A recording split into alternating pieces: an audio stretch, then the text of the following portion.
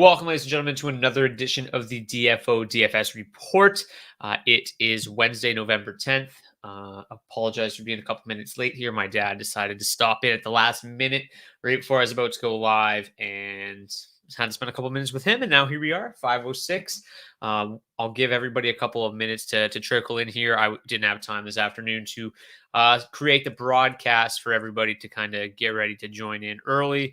So we'll give everybody kind of a minute to realize that there is a show and trickle in. But yeah, 3-game slate tonight. It doesn't start until 7:30. So we've got a little bit more time to discuss this slate, get into everything, and then you guys got some extra time to build your lineup. So 7:30 start. First game is the Philadelphia Flyers against the Toronto Maple Leafs. We've got Carter Hart, going head to head with Jack Campbell for the Toronto Maple Leafs. Some injury news in this game. John Tavares, game time decision for the Leafs. Ryan Ellis still not ready for the Flyers. Andre Cash, also a game time decision for the Maple Leafs. The Dallas Stars will go with Braden Holtby. Unclear who starts for the Nashville Predators, but it should be UC Saros. Tyler Seguin missed practice yesterday. Ready to go for tonight's game. Their line combinations look a little bit funky, though, so we'll get to those in a little bit. And then the final game of the night at 10 p.m. Eastern is the Arizona Coyotes against the Minnesota Wild. We've got Karl Vejmelka starting for the Arizona Coyotes and Kaapo Kähkönen for the Minnesota Wild. So quite the battle between two really great names in that game. So that's amazing. We've got 3-game slate. Last night, all in all, was pretty solid. Detroit one was not as amazing as we expected. Larkin still scored. Detroit did win as expected, which was nice. We also got a win from Mackenzie Blackwood, Cal Peterson. Unfortunately, the Seattle Kraken not quite as good, but we had some success with Pittsburgh 1. Ended up playing really well. So we hit on a couple spots, missed on a couple spots last night, looking to do better continuously every single day. And that starts today with the 3-game slate. If you guys have any questions, if you're new to the show, please feel free to drop them in the chat at any single time. If I don't get to them, I'm sure you guys can kind of have a little discourse between you as well. But yeah, let's get into the charts for today's 3-game slate. Implied totals for tonight. We've got Minnesota top in the list at 3.46.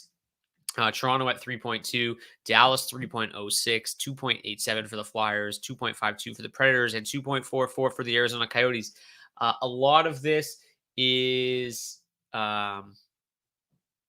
pretty normal, I would say. The one team that surprises me just a little bit is the Nashville Predators.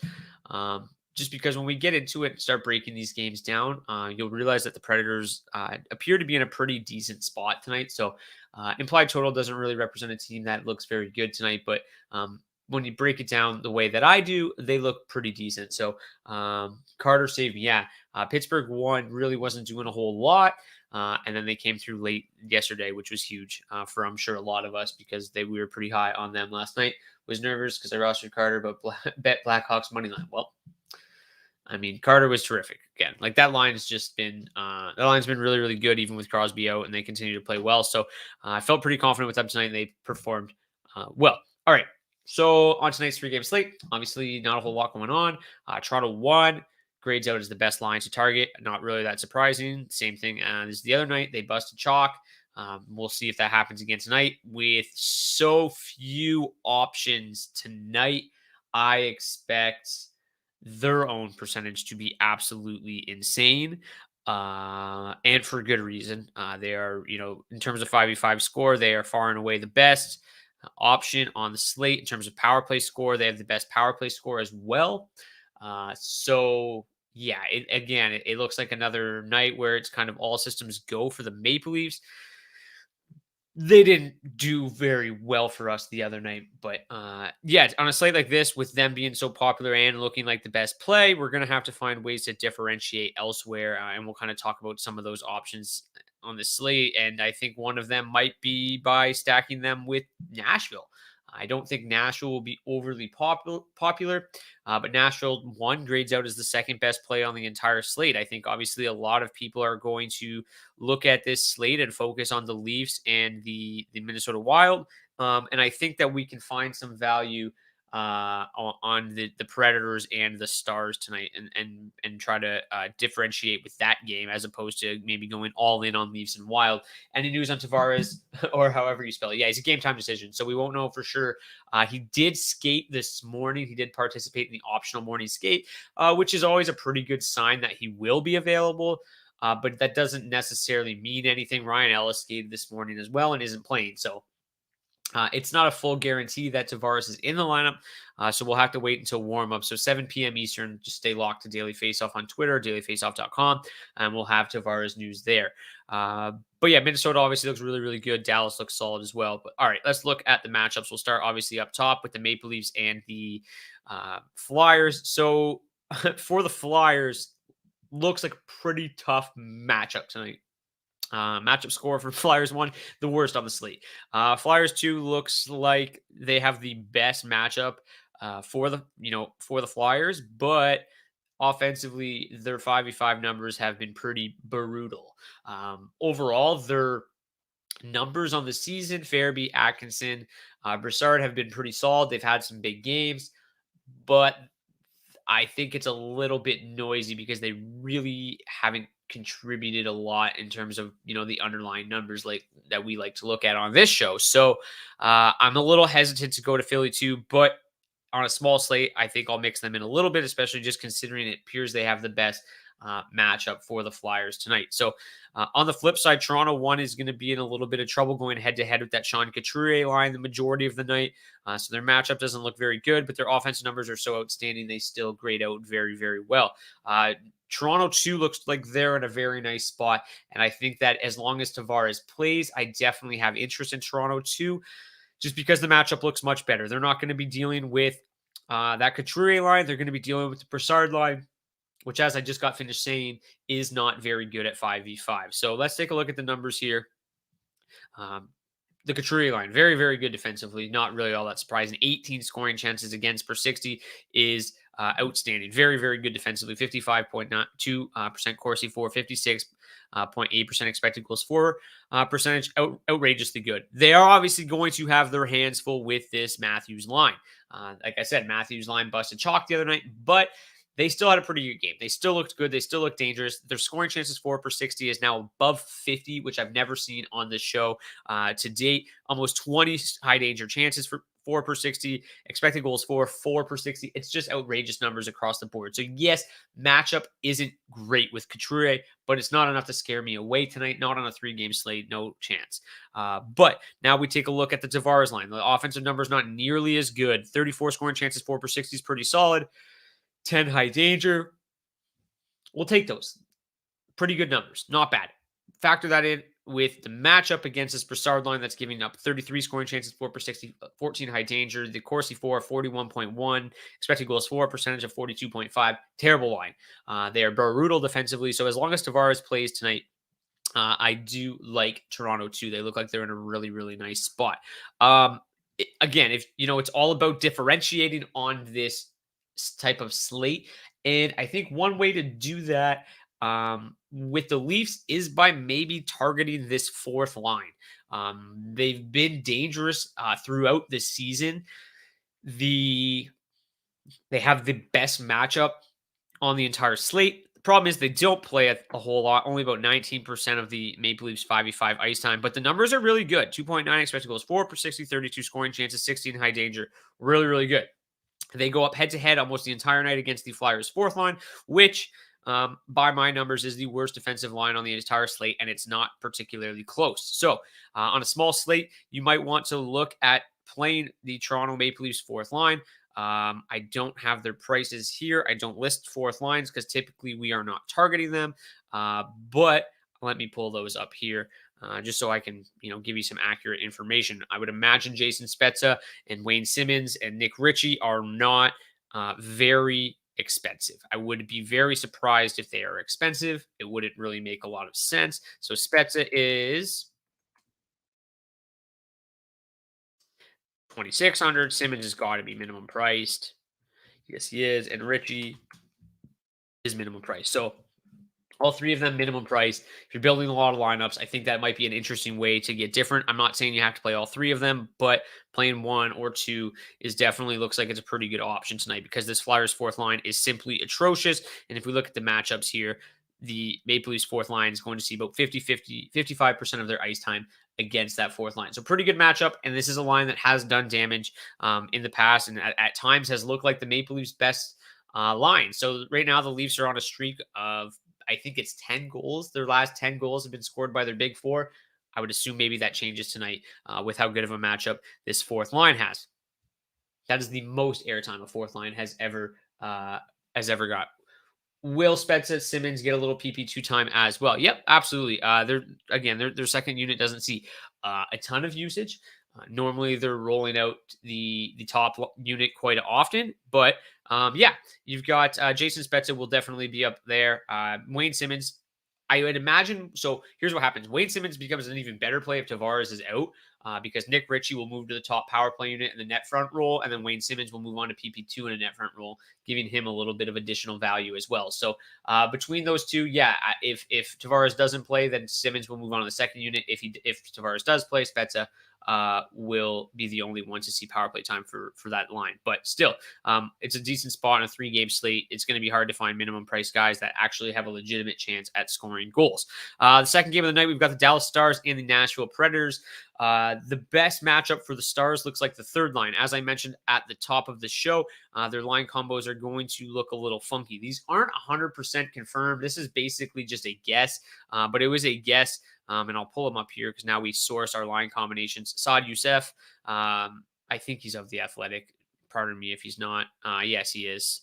Tyler Seguin, maintenance day, expected to be good to go. Rick Bowness said, even with Seguin being in the lineup, he envisions Faxa centering Ben and Radulov, which means Seguin will end up with Gurianov and Kiviranta most likely. So, he's listed as their third line. It looks like they have the best matchup going head-to-head with Nashville 2 most of the night. So, I think that makes Seguin's line pretty interesting play. Seguin remains pretty expensive still. Dallas 3 Seguin is 6,800, but Kiviranta and Dennis Gurianov very, very cheap. You can full stack them for 12,300. They should still continue.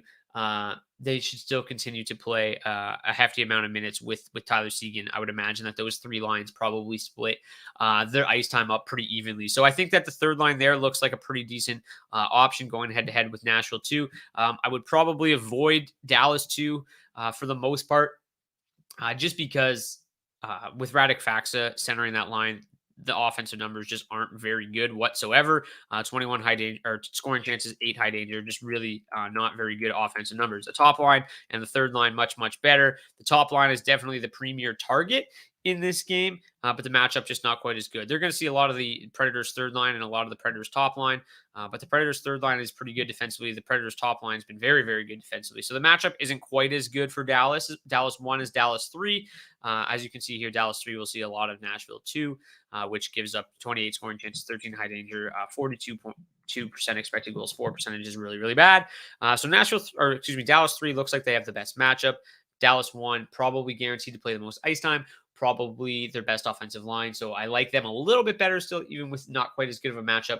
Dallas 3 definitely will be the lower owned option in this game. So again, I'm trying to get different on a slate like this. I do like Seguin, Gurianov.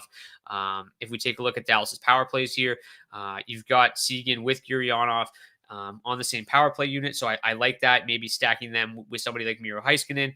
I think that's a nice way to get a little bit different because I think a lot of people will just flock naturally to Dallas 1 with Hans Pavelski and Jason Robertson. So that's pretty interesting. On the flip side for the Predators, this top line has been really, really good. They haven't played together a ton. Philip Forsberg is out. So Luke Cunnin has been moved to that top line. It's a trio that's been used sparingly in the past. They've seen some ice time together last year. They're seeing some ice time together this year. And the results have been, very, very good to date. 41 scoring chances, 4 per 60, 12 high danger, outstanding numbers across the board, 63% Corsi 4, 67.8 expected goals 4 percentage. Just ridiculously good numbers across the board for Nashville 1. As I mentioned off the top, Nashville not expected to score a lot of goals, but It is a line that if they're going to score a goal or 2 goals or 3 goals, it could all come from this line. They're going to see a lot of the Dallas top six, a little bit of the fourth line as well. For the Stars, the top six, the top line is really good defensively. The second line, terrible. Fourth line, good.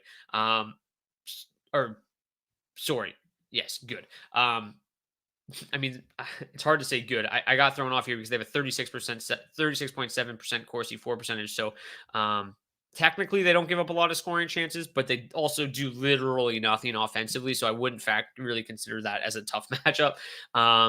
So yeah, I don't really like when you look at the rest of this Nashville lineup, there's really not a whole lot that stands out.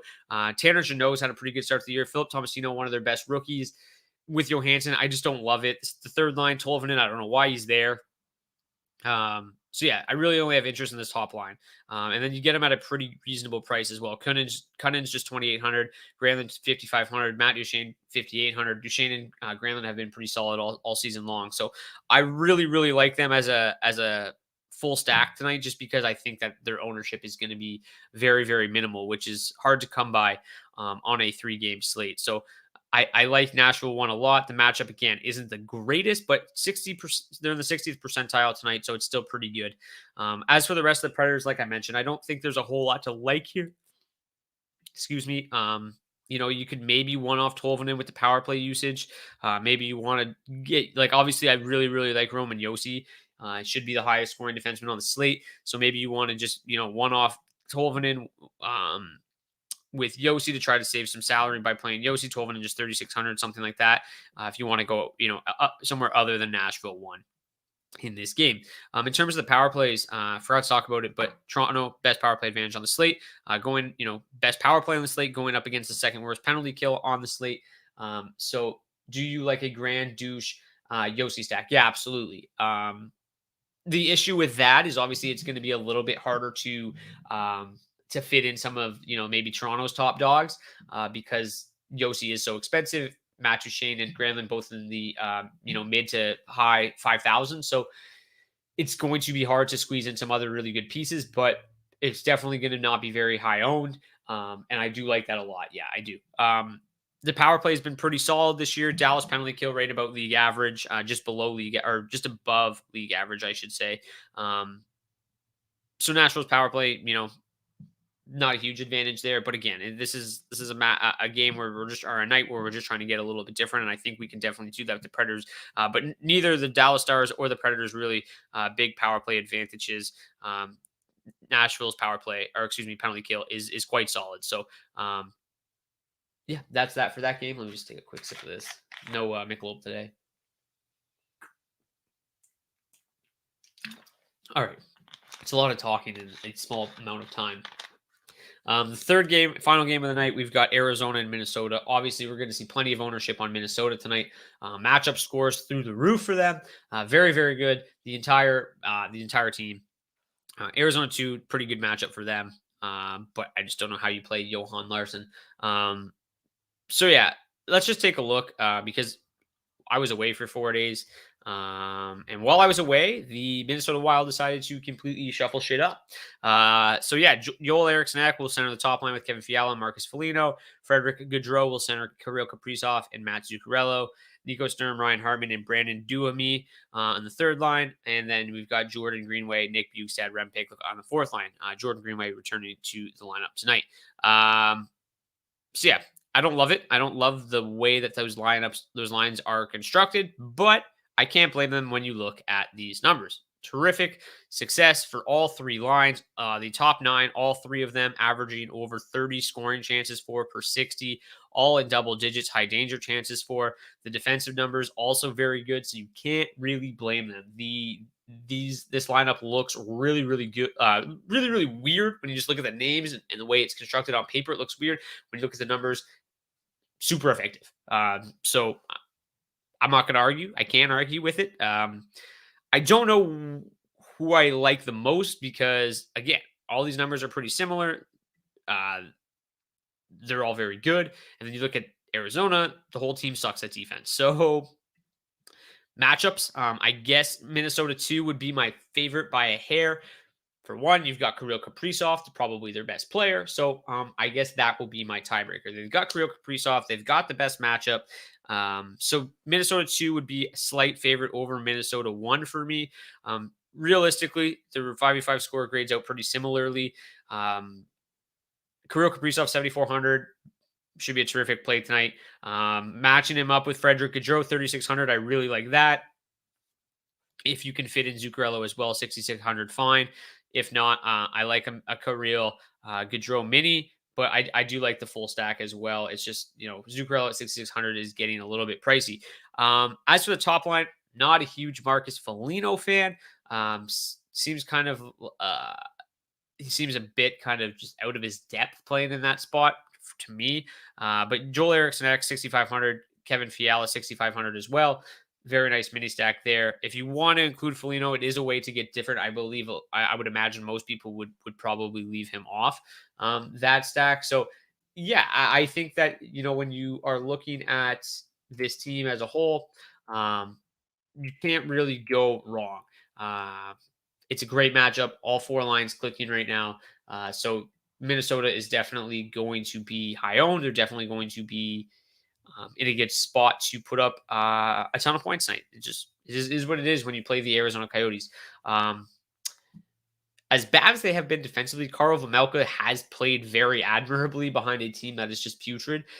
So, if you want to take a stab at Vejmelka tonight, I think that you could probably, it's not the greatest play. I certainly think that he probably doesn't win, but at 7,300 should face a ton of rubber. He has a 913 save percentage and 0 wins. I feel bad for the guys. 0-7-1 with a 913 save percentage. Should see plenty of rubber tonight. But, I obviously am not going to recommend playing Vejmelka a lot. But I would maybe sprinkle him in lineups where you're fading Minnesota because they're going to be hugely popular. And if for whatever reason they have an off night, you've got tons of leverage on the field. So as for Arizona, I don't know. It's hard to even look at this team and be like, I've got interest in these guys because it's just, how do you? Especially when Minnesota's just really good defensively. I'm trying to find something nice to say here.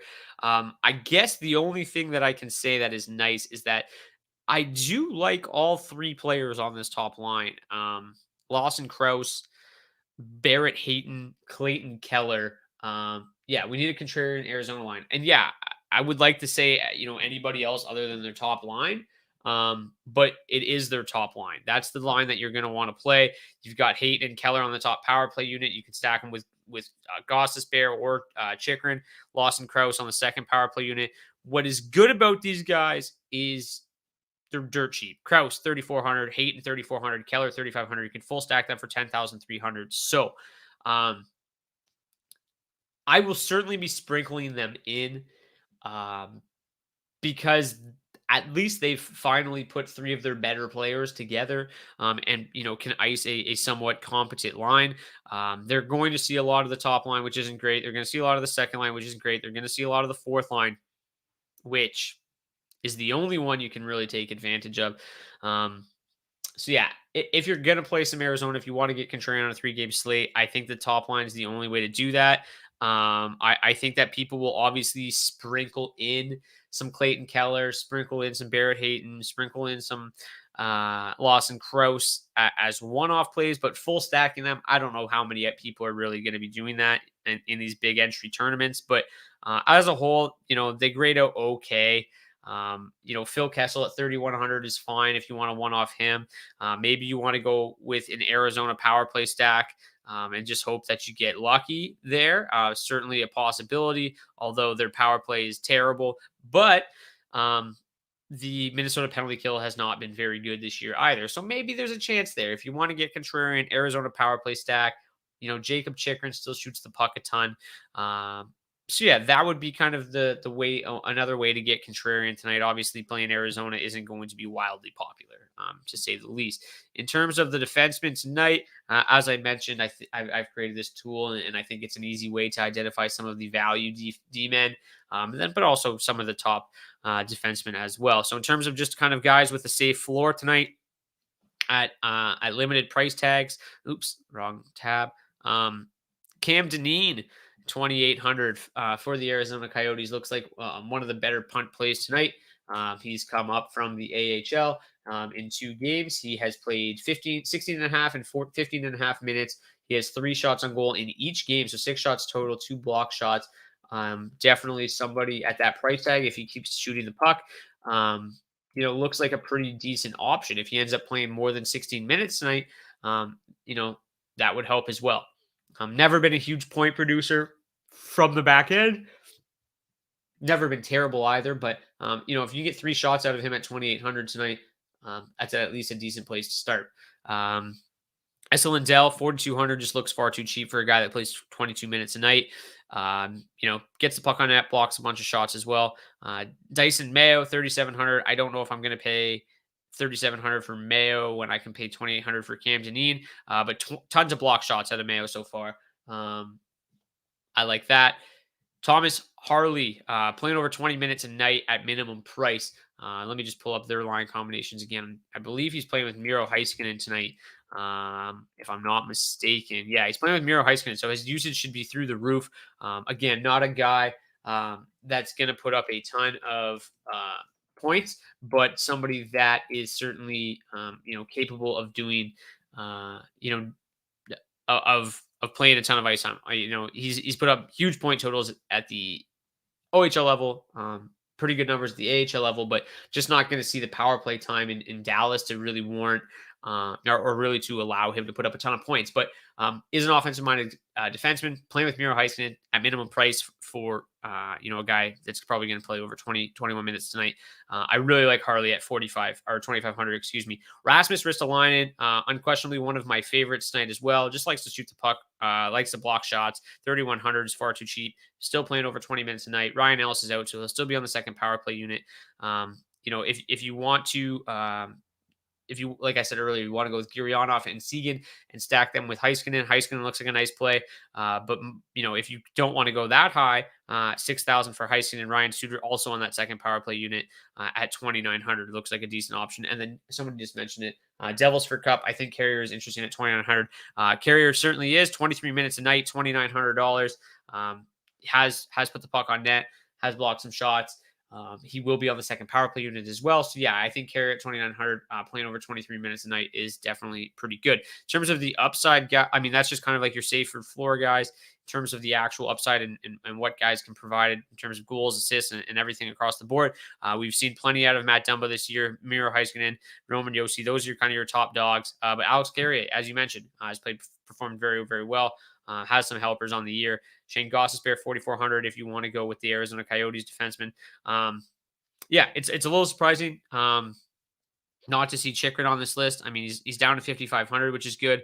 The shot volume is still insane, but he just is not putting the puck in the net, which isn't surprising. Plays for Arizona. There is plenty of defensemen out there tonight. I think there's a lot of value options. There's a lot of top end, priced options as well.